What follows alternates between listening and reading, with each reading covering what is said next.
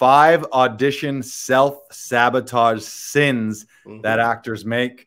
There's a million reasons why you might not get cast. And you want to make sure that your performance and things that are under your control aren't those reasons, so that you get yourself as close to 100 out of 100 as far as what you feel about your audition, and then let the chips fall where they may. Number one is probably the biggest that everyone is guilty of, is just lack of preparation. Yep. And someone, you might be lamenting right now, oh, Lars, how can I prepare if we get these last minute? That's just the nature of the game. So you got to release that from your vocabulary and your mindset. Just the idea of, oh, I don't have much time, just can't be a thing that you worry about. What you need to worry about is from the time you get it to the time you record your audition, that you use as much of that time as possible to prep. And also the other mindset change is, instead of bitching and moaning about, oh, I don't have enough time, they never give me enough time,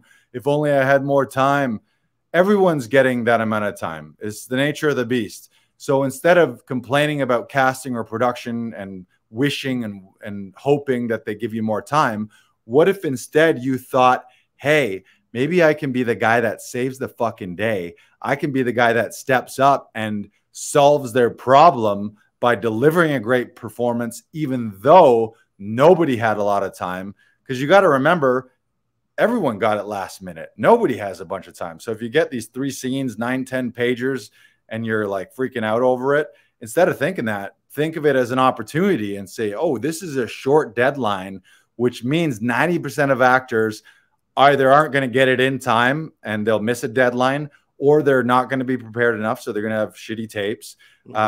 So this is an opportunity for you to step up and to separate yourself from the crowd, which is what you need to do to be a booking actor. One person gets the role out of 500 submissions. So it's a way to separate yourself by preparing properly. So what do I mean in your prep? First of all, doing the research. So when you get the breakdown, research the production, make sure you know the world. So maybe what you watch an episode or two. If it's for a feature film that doesn't have something that you can watch, you can look up the writer, you can look up the executive producers. Maybe you know the casting director a little bit, so you know their world and what the do's and don'ts that they like. But just doing your back research, and then maybe there's some psychology or sociology thing. Like Brandon, you auditioned for something that was a period piece set in the 50s. Well, if it's set in the 50s, or if it's set in a time frame or in a certain geographical frame, that could be part of your research, where you make sure you know a little bit more about the world. So you come into that audition armed with all the knowledge, and you don't miss something that's really key, or you don't miss the fact that, okay, people would do and say things differently in this time period. So you understand the psychology and the sociology of that. Also, just your rehearsals. That means, are you rehearsing it? Are you auditioning? Are you just coming in cold and attempting to do a cold read without knowing your lines? I mean, having your lines down pat, that's just something that right away is going to separate you from the pack. So we always talk about doing it 100 times, 200 times, 250 times. Have you said it every different way and learned your lines and learned the scenes, not in a way where you're locked into one delivery or one cadence or one intonation, but just, you know it so well inside and out that you can do it 10 different ways and 10 different timings, and it's all in your body. Just that rehearsal time. And so what does that mean? It's like, ideally, in a perfect world, you get the breakdown and then you immediately book your session. If it's with us, you literally get your email from the agent, look at it. When's it due? Okay, it's due Thursday at 4. I'm going to book a session Wednesday night. Say you get it on a Tuesday and it's due Thursday afternoon. Always better to get it in a little earlier than waiting for the deadline. And we'll talk about deadlines a little later. But then so you got it booked, and you know, okay, I got 2 days or 48 hours, or maybe you only got the one night and you're going to do it the next morning. Then the key is spend as much time as possible. So right away, like, clear your schedule. Ideally, you're in a situation where you can just drop everything and go into actor mode. Now, I know a lot of people, of course, you have families, you have work obligations. So you just got to figure out a way to carve that time out. And if you're having trouble with that, it's like Tom says, love take time, love makes time. So if you really love acting and you're really aspiring towards this, you can't continue to give yourself the excuse, oh, work, especially if it's a work job that you don't even like anyways, and you're only doing it to make a few bucks to support your acting. Don't put your side job or your Joe job or your side hustle ahead of acting every single time. Like, that's a huge self-sabotage thing where it's the fucking role of a lifetime, could change your life, lead in a series, lead in a feature or a big, massive national commercial campaign. And then you're like, oh, I can't do it because I got to do a waiter shift. It's like, you know how many waiter shifts there are? Worst case scenario, if it's a life-changing role, quit that job and get a new one the next day. You know, maybe it's not that easy, but you know what I'm saying? It's like you at some point you got to prioritize. If you have these huge lofty goals of being a leading player and having a career as an actor, you're going to have to make some sacrifices, and you don't want acting and auditions to be that sacrifice. They have to come first. Anything else you want to say about research and rehearsals? Yeah, for me, prep reminds me of a story that my grandmother used to tell me. And it was a story about my great uncle who was a fantastic hockey player, a fantastic defenseman. He could skate. He was smart. He made great first passes. But the thing that he didn't like doing is he didn't like going to practice. He didn't like practicing. He didn't like developing those skills. And that's what ultimately ended his hockey career. And he never made it into the NHL. He could have, if he had really applied himself, he could have, but he didn't. Right. And so I'm always constantly reminding myself of that story whenever I'm saying to myself, oh, I don't want to do that. I don't know if I want to go into a rehearsal right now.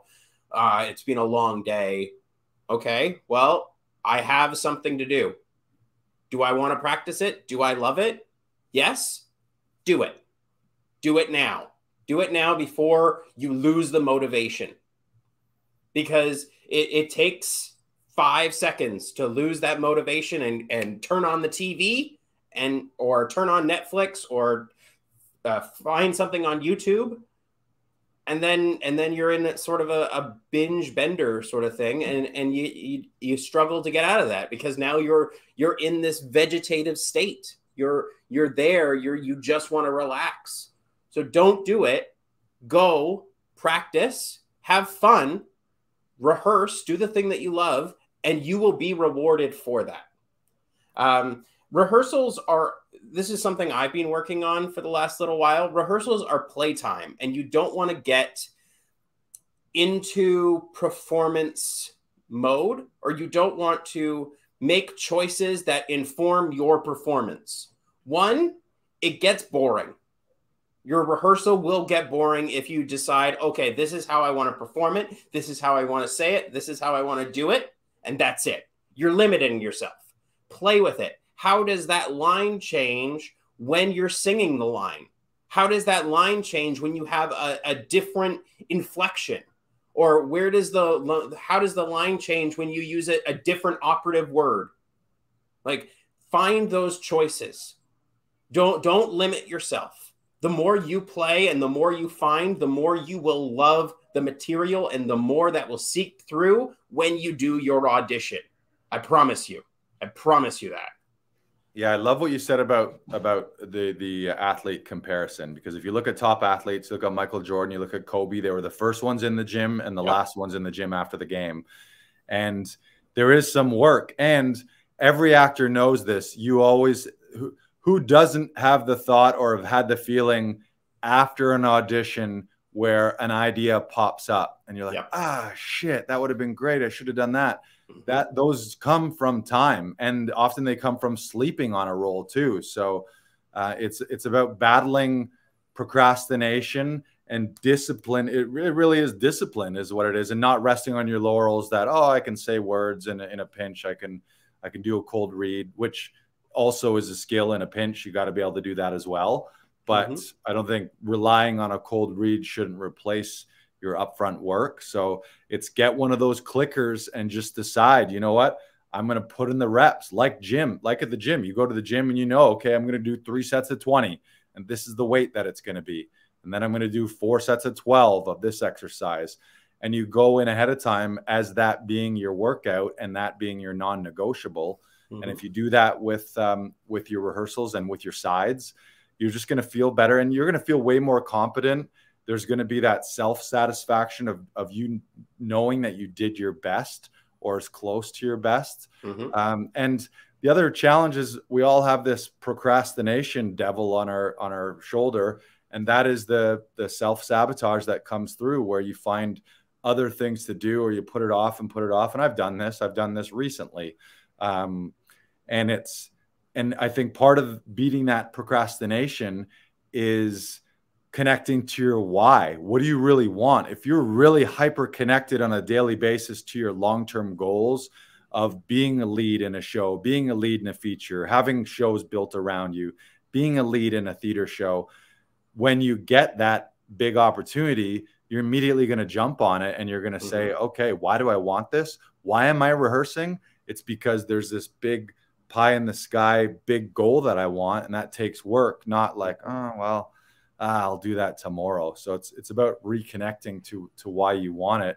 And also know that 90% of the people are not putting in enough work. And I think it's an epidemic of lack of prep across the board and lack of work. So if you do that work ahead of time, you're just going to be loosey-goosey and you're going to uncover all those hidden gems and those creative little stones where you're like, oh, if I hadn't have spent that extra time and spent a few days on it when I had, like, I've had auditions where I had a whole week. I get it on a Monday and it's due next Monday and I don't start working on it till like the weekend instead of starting on it right away. And then maybe you get it in early. Instead, it's like you have 4 days and you get it in early. So it's like you're going to have a killer audition and you're one of the first ones to be seen by casting, which is going to signal to them, this guy really cares. This guy really worked hard. This guy really wanted it.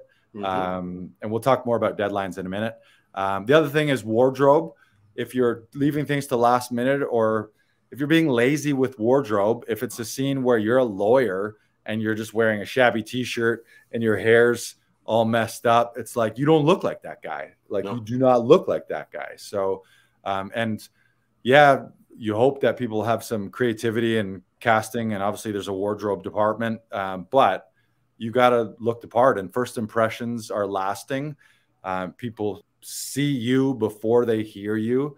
So Tom always mentions your wardrobe speaks before you, your lighting and your background, and your setup speaks before you. So do you look like a professional right off the bat? And if you leave those wardrobe choices to last minute or decide not to do anything, it's one less thing that's in your audition that might be the thing that helps you book it. Or if it comes down to you and one other guy and he's amazing and you're amazing, but it was a lawyer role and you look like a lawyer and you're all done up like a lawyer in your power suit, or if it was period piece and you have a hinto period in your that sounds weird, a hinto period, but you know what I mean. You have a hint to it, and even some small specific choices like just the specific tie or the specific watch, not things that are distracting or that are going to distract from you and your performance, but things that are adding a hint of the character.